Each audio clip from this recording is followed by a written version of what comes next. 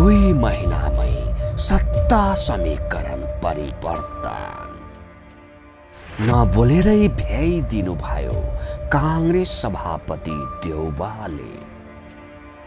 सत्ता समीकरण परिवर्तनको भ्रम र यथार्थता कसरी भयो प्रचण्डको सत्ता नवीकरण। सत्ता राजनीतिका अदृश्य पाटाहरू विशेष द न्यूज रिव्यू।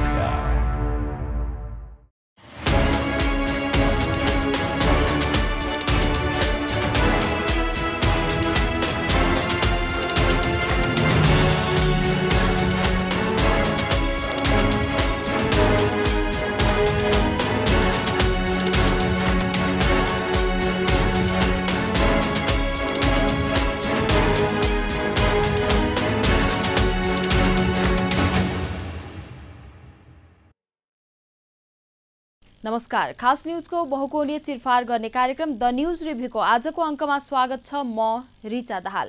दर्शकवृन्द, प्रधानमन्त्री बनेको 2 महिना बित्ता नबित्दै माओवादी केन्द्रका अध्यक्ष पुष्पकमल दाहाल प्रचण्डले आफ्नो सत्तालाई नवीकरण गर्नुभएको छ। राष्ट्रपति चयनका लागि फागुन 25 गते हुन गइरहेको मतदान पर्खने निर्णय गरेको नेकपा एमाले सोमबार एकाएक सत्ताबाट बाहिरिएको छ।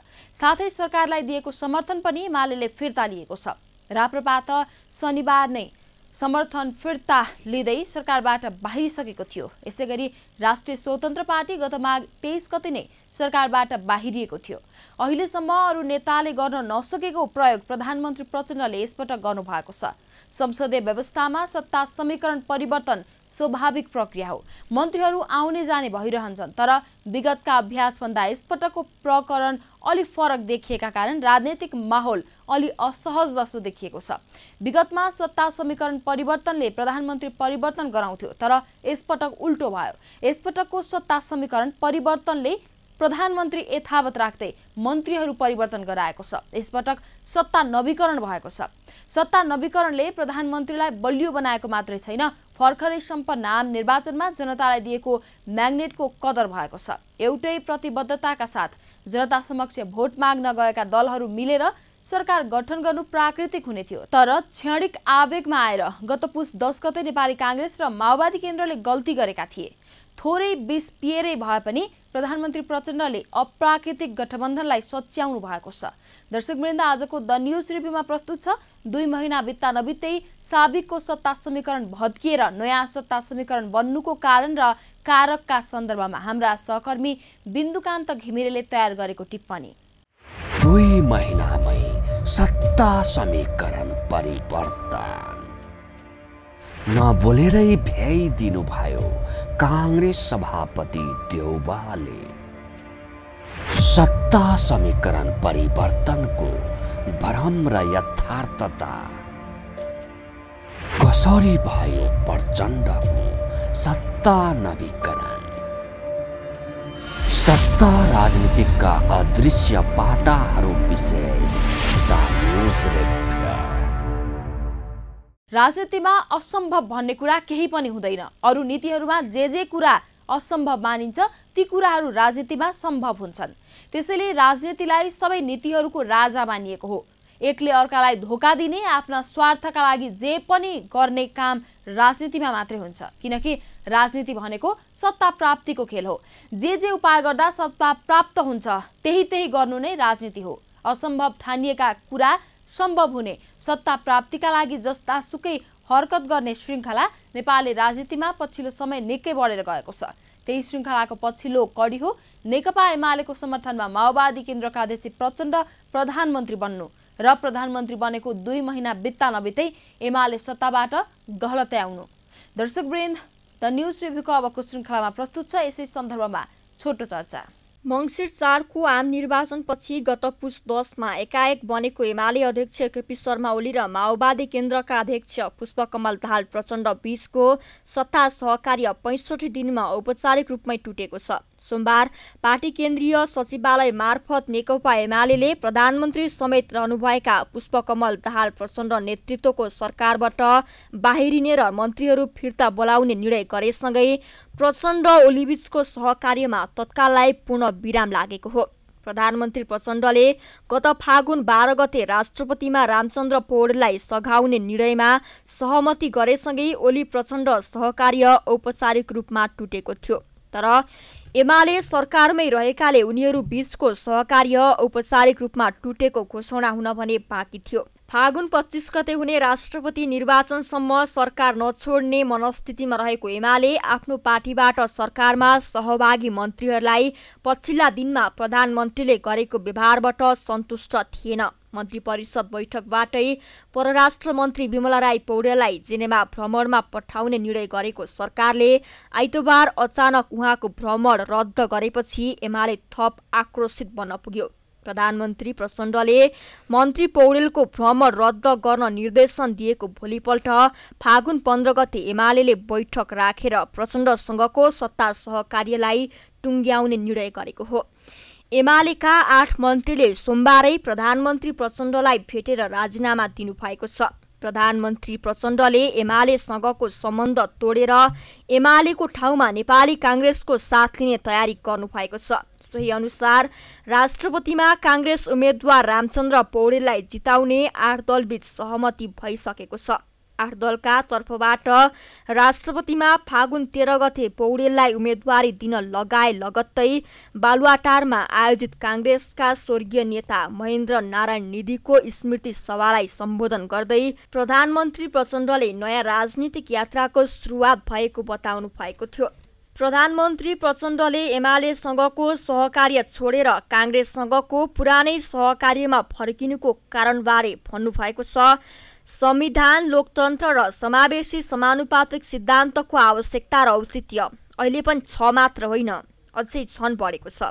त्यसकारण मलाई लाग्छ हामीले नयाँ यात्रा सुरु गरेका छौँ। मैले नयाँ यात्रा सुरु भयो नेपालको मात्र भनेको छु र अब यो यात्रा सफल पनि हुन्छ। 2 महिनामै सत्ता समीकरण परिवर्तन नबोलेरै भ्याइदिनु भयो काङ्ग्रेस सभापति देउवाले। सत्ता समीकरण परिवर्तनको भ्रम र यथार्थता कसरी भयो प्रचण्डको सत्ता नवीकरण। सत्ता राजनीतिका अदृश्य पाटाहरू विशेष द न्यूज रिभ्यू। लामो समयदेखि नेपाली राजनीतिका मुख्य खेलाडी भनेका नेपाली काङ्ग्रेस र एमाले नै हुन्। केही अपवाद बाहेक अहिलेसम्म मुलुकको पहिलो र दोस्रो पार्टी बन्ने प्रतिस्पर्धामा काङ्ग्रेस र एमाले मात्रै छन्। यति बेला काङ्ग्रेसको नेतृत्वमा शेरबहादुर देउवा हुनुहुन्छ, एमालेको नेतृत्वमा केपी शर्मा ओली हुनुहुन्छ। व्यक्तिगत रूपमा यी दुई नेताहरूको स्वभाव एक अर्काको विपरीत छ। काङ्ग्रेस सभापति देउवा अत्यन्त कम बोल्नुहुन्छ। देउवाले के रणनीति चल्दै हुनुहुन्छ भन्ने कुरा परिणाम आइसक्दा समेत मान्छेहरूले भ्यौ पाउँदैनन्। यस विपरीत एमाले अध्यक्ष ओली ज्यादै नै धेरै बोल्नुहुन्छ। रणनीतिक चालबाजीमा ओली पनि देउवा भन्दा कम हुनुहुन्न, तर ओलीले चाल्ने रणनीतिहरू पहिले नै छताछुल्ल हुन्छ। 2 महिना अघि एमालेसँगको गठबन्धनमा प्रचण्ड प्रधानमन्त्री बन्नु भित्र के रहस्य लुकेका थिए भन्ने कुराको भ्यौ धेरैलाई थाहा छैन। जबसम्म यो भ्यौ थाहा हुन्न तबसम्म वर्तमान सत्ता समीकरण किन भत्ताभुङ्ग भयो भन्ने कुराको पनि भ्यौ थाहा हुन्न। मङ्सिर 4 गते सम्पन्न आम निर्वाचनपछि एक्लै बहुमत नभएको नेपाली काङ्ग्रेसले किन प्रचण्डलाई प्रधानमन्त्री बनाउन चाहेन? के नेपाली काङ्ग्रेस चिप्लिएकै हो त भन्ने प्रश्न निकै स्थानधर्भिक छ। यो पाटोतर्फ धेरैको ध्यान गएको छैन। प्रचण्डलाई आफूले प्रधानमन्त्री बनाउन नसक्ने अवस्थामा काङ्ग्रेस सभापति देउवा कसरी पुग्नु भयो?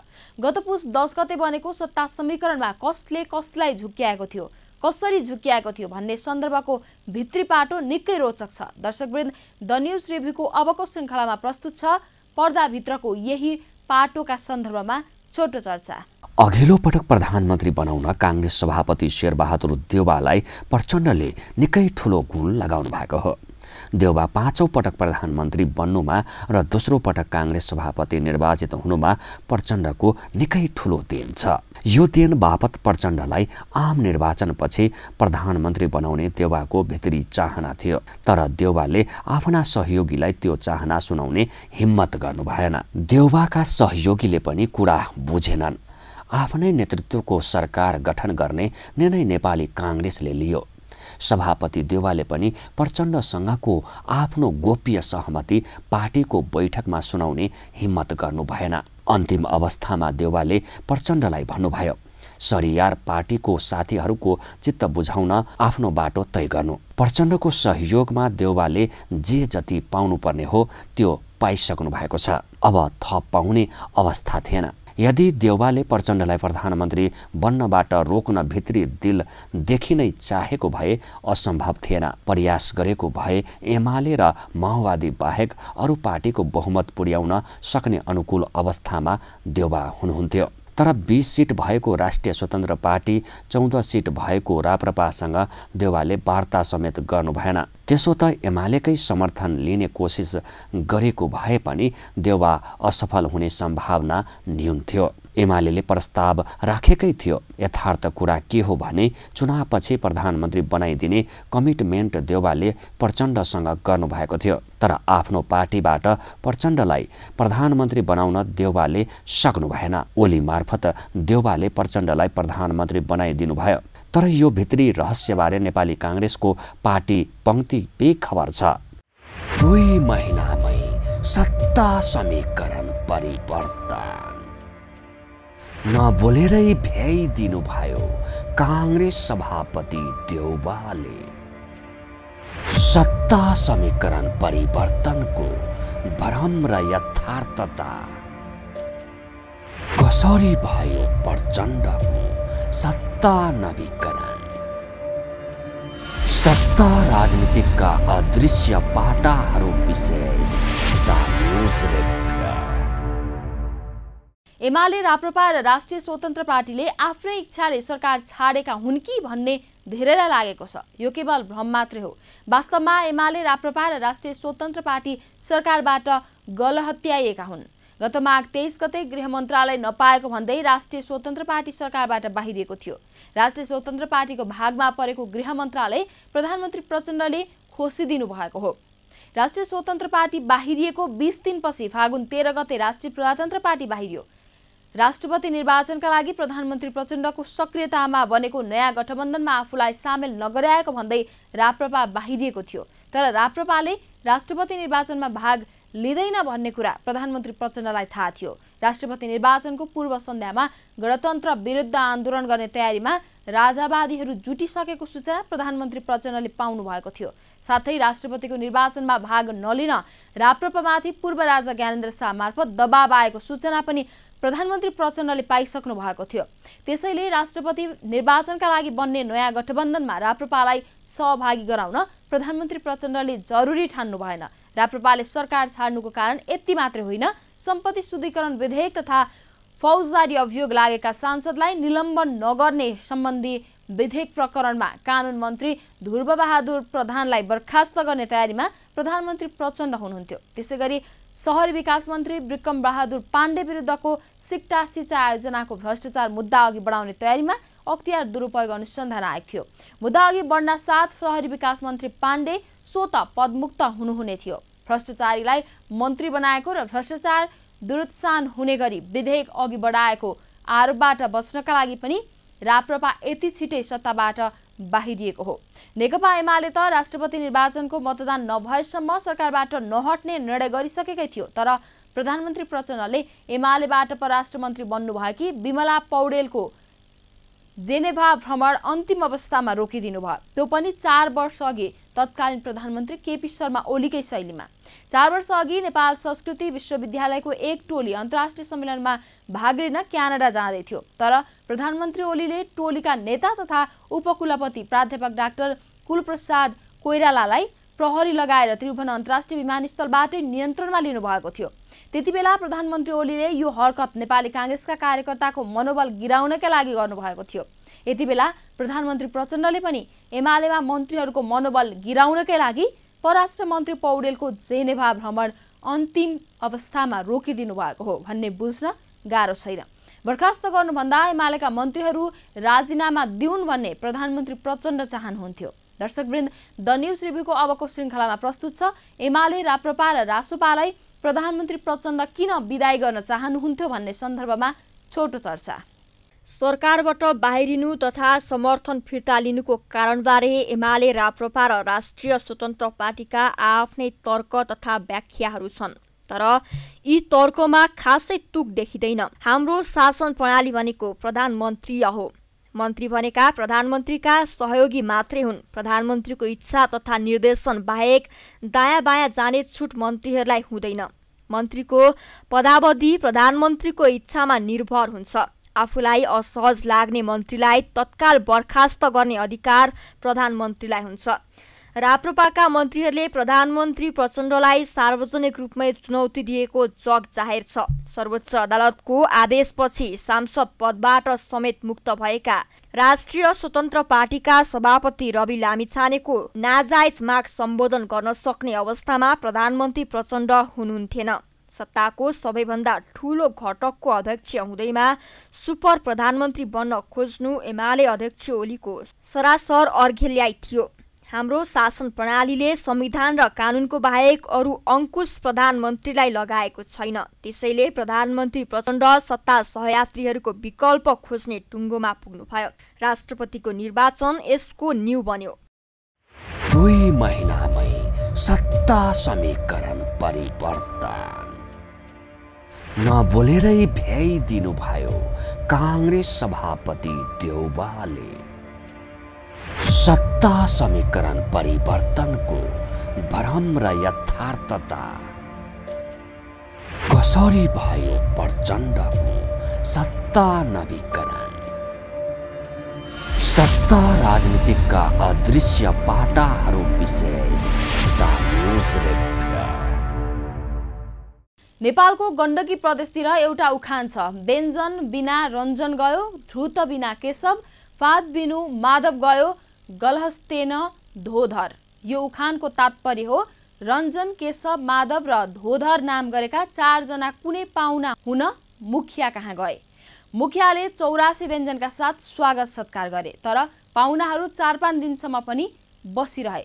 84 व्यञ्जन पाक्न छाड्यो। 84 व्यञ्जन नपाएपछि रञ्जन आफ्नै घरतर्फ लागे। भोलिपल्ट मुखियाले पाहुनालाई घिउ दिएनन्। घिउ नदिएपछि केशव बाहिरिए। अर्को दिन मुखियाले पाहुनाले खाना खाने बेलामा बस्ने पिर्काको व्यवस्था गरिदिएनन्। भुइँमै बसेर खाना खानुपर्ने भयो। पछि माधव बाहिरिए। अब बाँकी रहे धोधर मात्रै, तर कसै गर्दा पनि धोधर गएनन्। त्यसपछि मुखियाले एक्ला धोधरलाई गहलत्याएर निकालिदिए। यो उखान यति बेलाको प्रचण्ड सत्तामा ठ्याक्कै मिलेको छ। प्रधानमन्त्री प्रचण्डले गृह मन्त्रालय खोसेर पछि रवि लामिछानेको पार्टी बाहिर धकेल्ने परिस्थिति बनाउनु भयो। राष्ट्रपति निर्वाचनको समीकरणमा सामेल नगराएर राजेन्द्र लिङ्गदेनको पार्टीलाई बाहिरिने परिस्थिति बनाउनु भयो। तर एमालेले अझै 2 साता बस्ने संकेत देखाएपछि प्रधानमन्त्री प्रचण्डले गहलत्याइदिनु भयो। उडान हुनुभन्दा 2 घण्टा अघि परराष्ट्र मन्त्री बिमला पौडेलको भ्रमण रद्द गरिदिनु भनेको एमालेलाई सत्ताबाट गलहत्याइदिएको हो। गत पुस 10 गतेदेखि फागुन 15 गतेसम्म चलेको करिब 2 महिने सत्ता समीकरणले नेपाली राजनीतिका धेरै पाटा उघारेको छ। धेरैका अनुहारमा लागेको मुकुण्ड उतारेको छ। खास गरी यस छोटो अवधिमै राप्रपाका राजेन्द्र लिङ्गदेनले लगाएको भ्रष्टाचार विरोधी नकाब छर्लङ्ग हुने गरी उदाङ्गिएको छ। यसैगरी रवि लामिछानेको सुशासन रूपी नकाब पनि यो 2 महिने सत्ता समीकरणले उदाङ्गो बनाइदिएको छ।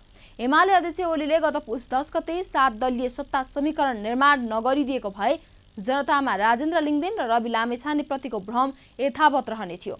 5 वर्षपछि फेरि पनि जनता झुक्किने सम्भावना रहिरहने थियो।